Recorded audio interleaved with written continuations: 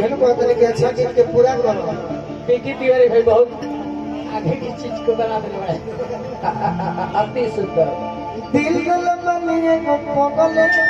हाँ ये पगला देखिए छपरा जिला का है ना, मैं छपरा से रहती हूँ। हल्का तो उठाइए भाई इसका, भाई इधर कहाँ दिल दूंगी मैं भाई, अपने जिला में दिल दूंगी मैं। ढेर बोलता रहता हूँ, मार दे हमारा मार दे आवाजों निकल लेकिन नहीं कि भैया से पहले बनवा अरे रखल सिया रवे के। अच्छा भैया से पहले ज्यादा लिखले का लोग ना हम खोजत है। पागल है का कौन आप देखिए, आप गुरु जी बोलते हैं फिर गाना लिखले एक ननद बोल रही है, एक ननद बोल रही है ना कि भैया से पहले मनवा चक्री कि कहाँ से रवा बात दिल में आया की बात रवा कहनी हो। जबकि भैया अच्छा लिखे हैं तो भैया ननद कहती है ना ऊपर से आइला शराब चला कि भैया से पहले मनवा अरे रखल सिया रवे के। बाबा ए बाबा तो भौजी खिया है खिलाए सही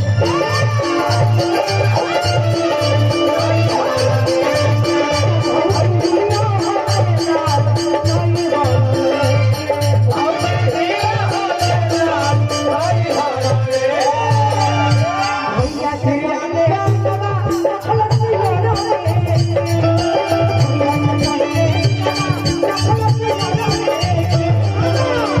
तो भौजी खिया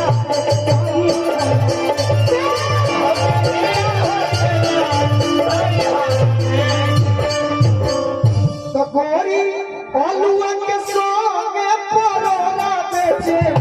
गोरी आलूआ के संगे परोला बेचे। गोरी आलूआ के संगे परोला बेचे। तो ई तो काम के पैसे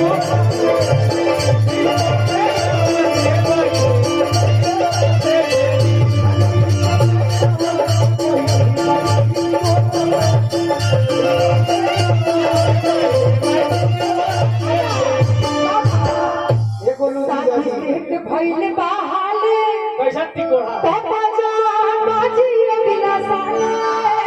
अच्छा जाने जाए पिया भर भर राजा जी। पागल हो का हो पिया बाबा अरे लगल लड़की के बारे में बाबा बाबा तो कैसे मिले आई मिले में लगे बड़ी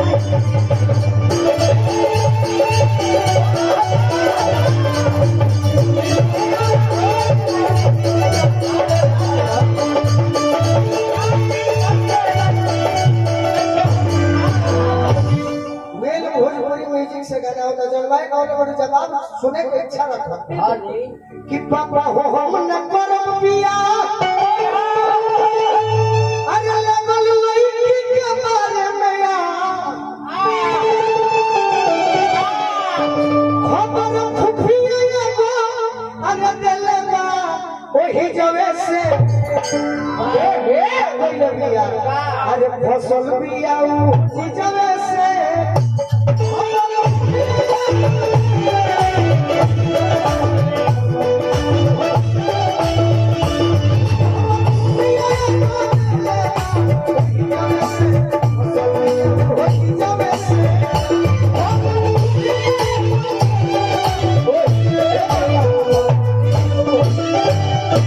और एगो कहानी बा और नहीं कि पार अरे पार हेल लबिया अरे कोई बे वो भर पीरी जावे से अब फसल पिया वो हो जावे से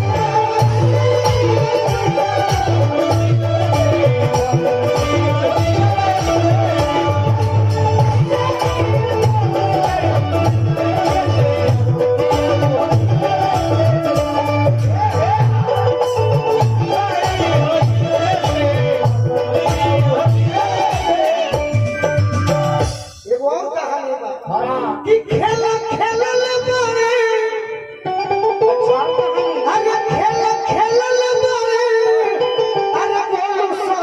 जावे से फसल पिया हो जावे से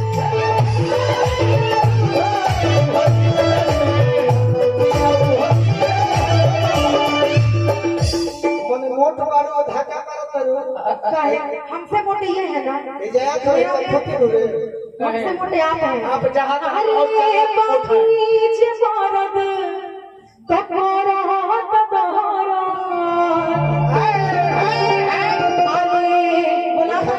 बोलावा खाली दौड़ लगवाने से नहीं है बोलावा तनी तनी किया अरे आई ना दर्द हटा दी हटा दी।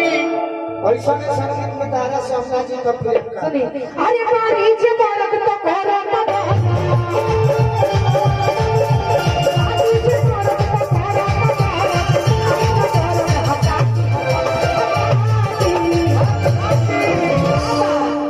ये राजा जी तोनी कोमर दला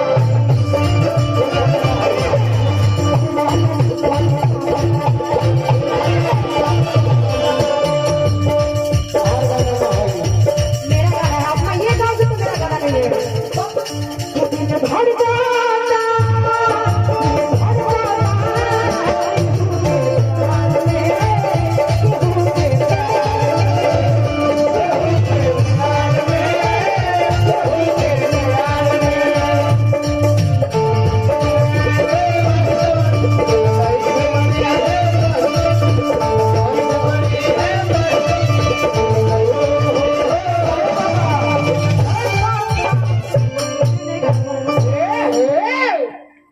गाना बड़ी सुंदर है दिल धड़कन तक के प्यार में प्रियंको का लिए अनुपमों के मुंह से सुन ले भाई अनिसों के मुंह से सुन ले भाई हाँ जी अच्छा लगेला सुन ये हाँ के खराब कब लगेला कि लोग गायक तो है ही हाँ लेकिन लोग गायक के साथ साथ प्रचारक हैं सही बात। कि लोग ऐसे ऐसे गीतों को और हिट